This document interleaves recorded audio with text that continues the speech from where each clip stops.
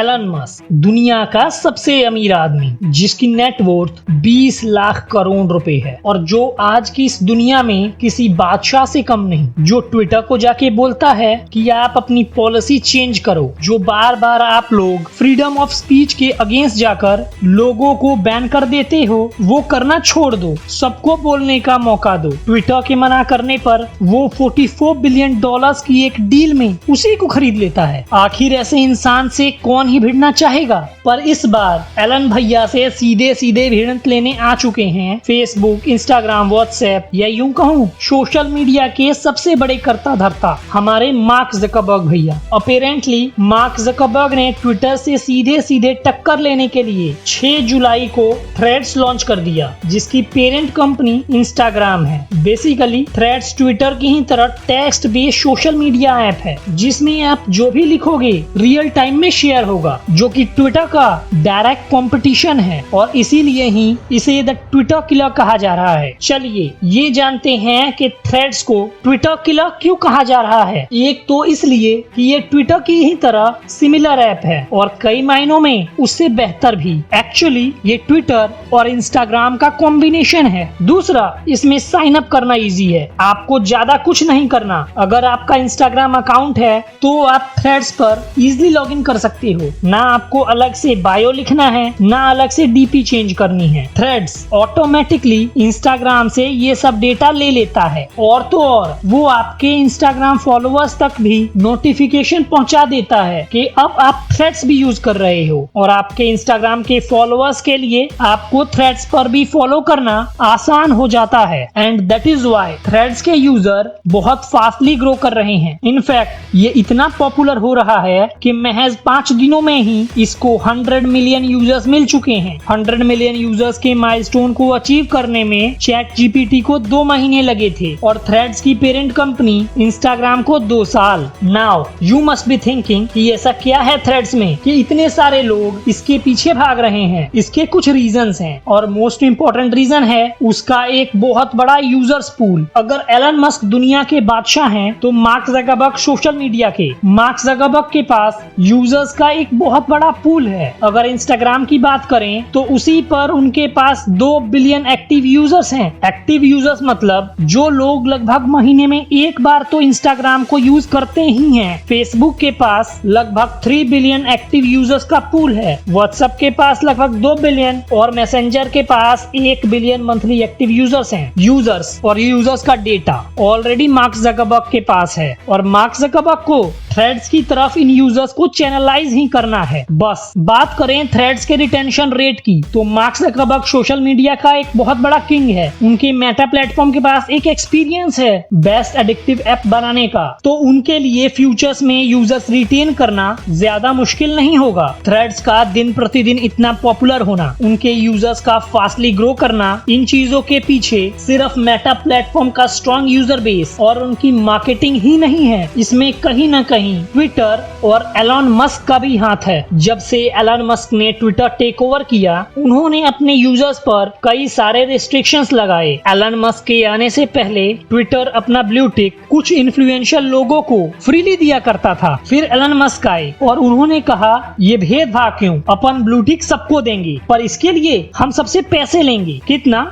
तो $8। और अब थ्रेड्स आया है, वो कहता है हम तो फ्री देंगे भाई। अगर आपका ट्विटर पर अनवेरिफाइड अकाउंट है तो आप पर डे 1000 पोस्ट देख सकते हो और थ्रेड्स पर अनलिमिटेड। ट्विटर पर अनवेरिफाइड अकाउंट 2 मिनट्स 20 सेकंड्स की वीडियो पोस्ट कर सकता है, थ्रेड्स पर 5 मिनट की। ट्विटर का कैरेक्टर काउंट 280 है, थ्रेड्स का 500। इन्हीं सब चीजों की वजह से ट्विटर के यूजर्स उसका एक ऑल्टरनेटिव ढूंढ रहे थे और एकदम सही टाइम पर मार्क ज़करबर्ग थ्रेड्स के रूप में ये ऑल्टरनेटिव ले आए, द कॉपीकैट। अब आप लोग बोलेंगे कि थ्रेड्स तो ट्विटर का कॉपी पेस्ट है। बिल्कुल है और इस बात को कहीं ना कहीं मार्क ज़करबर्ग भी पब्लिकली मान चुके हैं। इसीलिए तो हमारे मार्क भैया ने लगभग 11 साल बाद ये ट्वीट किया, this Spiderman meme and then Elon Musk ने ये ट्वीट किया which certainly means copy paste. पर सवाल ये नहीं कि क्या थ्रेड्स ट्विटर का कॉपी पेस्ट है, सवाल ये है कि क्या बिजनेस वर्ल्ड में ये एथिकल प्रैक्टिस है। तो इस बात को आप ऐसे समझिए, इस दुनिया में कई सारी कार मैन्युफैक्चरिंग कंपनीज है और अगर आप इंडिया की बात करें तो यहाँ पर ही टाटा और महिंद्रा जैसी बड़ी कार मैन्युफैक्चरिंग कंपनीज हैं। और अब अगर कल को मुकेश अंबानी को ऐसा लगता है कि अरे यार मेरे पास भी तो बहुत पैसा है और अब मैं भी एक कार मैन्युफैक्चरिंग यूनिट खोलना चाहता हूँ, तो क्या वो खोल सकते हैं? बिल्कुल खोल सकते हैं, इसमें क्या गलत है। और यही ट्विटर और थ्रेड्स के साथ हुआ और ये बात तो सबको ही पता है कि कंपटीशन बिजनेस का नियम है। भले ही एलन मस्क दुनिया के सबसे अमीर आदमी हो, पर मार्क ज़करबर्ग की भी एक हिस्ट्री रही है। वो जिस भी ऐप को कॉपी करते हैं उसे खा जाते हैं। 2004 में एक लॉसूट फाइल हुआ जिसमें क्लेम किया गया कि मार्क ज़करबर्ग ने अपने ही हार्वर्ड के 3 क्लासमेट कैमरॉन विंकलीवोस, टायलर विंकलीवोस और दिव्या नरेंद्रन का आइडिया चुराया है जब वो उनकी वेबसाइट connectyou.com पर काम कर रहे थे। एंड ट्रस्ट मी,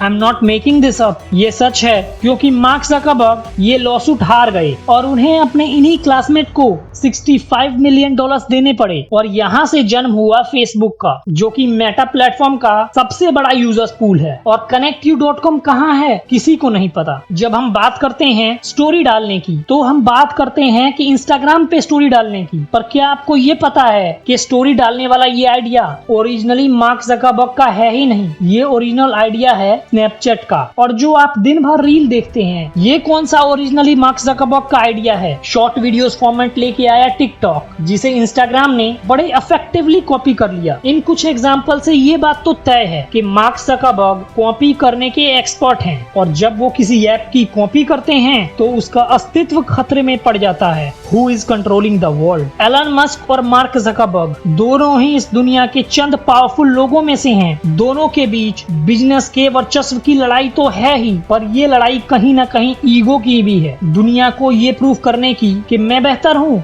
या तुम। पर इस लड़ाई में मेरा मन कहीं ना कहीं एलन मस्क की तरफ ज्यादा झुकाव करता है, क्योंकि जो एलन मस्क कर रहे हैं वो अपने आप में रिवॉल्यूशनरी है। चाहे उनका 2050 तक मार्स पर एक सिटी बनाने का विजन हो या रीयूजेबल रॉकेट बनाने का, पूरी दुनिया में इलेक्ट्रिक व्हीकल को लेकर इतना बड़ा रिवॉल्यूशन हो या सेल्फ ड्राइविंग कार बनानी हो, एलन मस्क का विजन क्लियर है। वो सिर्फ पैसा ही नहीं कमा रहे, वो अपने पैसों से ह्यूमैनिटी के लिए एक अलग ही दुनिया क्रिएट कर रहे हैं, जो कि इम्प्रेसिव है। और उनके इसी विजन की तो कायल है ये दुनिया। और वहीं दूसरी तरफ है मार्क ज़करबर्ग, जो सोशल मीडिया के थ्रू एक इमेजिनरी वर्ल्ड क्रिएट करना चाहते हैं, एक मेटावर्स बनाना चाहते हैं। जरा सोचो, अगर आपको स्कूल या कॉलेज अटेंड करने के लिए क्लासरूम ना जाना हो और आप घर बैठे दुनिया के किसी इंस्टीट्यूट से, चाहे वो हार्वर्ड हो, ऑक्सफोर्ड हो या IITs, एजुकेशन ले सकें, और वो भी उन इंस्टीट्यूशन के टॉप प्रोफेसर से क्लासरूम का पूरा एक्सपीरियंस लेते हुए। अब आप कहोगे कि क्या बेवकूफी भरी बात कर रहा है, बिना स्कूल कॉलेज जाए एजुकेशन कैसे मिलेगी, क्लासरूम का एक्सपीरियंस कैसे मिलेगा? और ये पॉसिबल है क्योंकि मार्क ज़करबर्ग एक मेटावर्स बनाना चाह रहे हैं। होगा क्या, आपको एक विजुअल हेडसेट पहनना होगा और आपका एक अवतार क्रिएट हो जाएगा। क्लासरूम लेक्चर्स आप अटेंड नहीं करोगे, आपके अवतार्स करेंगे, पर जो भी वो अवतार सीखेंगे, एक्सपीरियंस करेंगे, वो सब घर बैठे आप एक्सपीरियंस कर सकेंगे। बट यहाँ एक प्रॉब्लम है, एलन मस्क जो दुनिया के लिए कर रहे हैं वो ह्यूमैनिटी के लिए थ्रेट नहीं है, वो ह्यूमैनिटी के फेवर में काम कर रहे हैं। पर मार्क ज़करबर्ग के बारे में यही सेम चीज कही नहीं जा सकती। वो सोशल मीडिया पर अपना पूरा कंट्रोल चाहते हैं। इसीलिए तो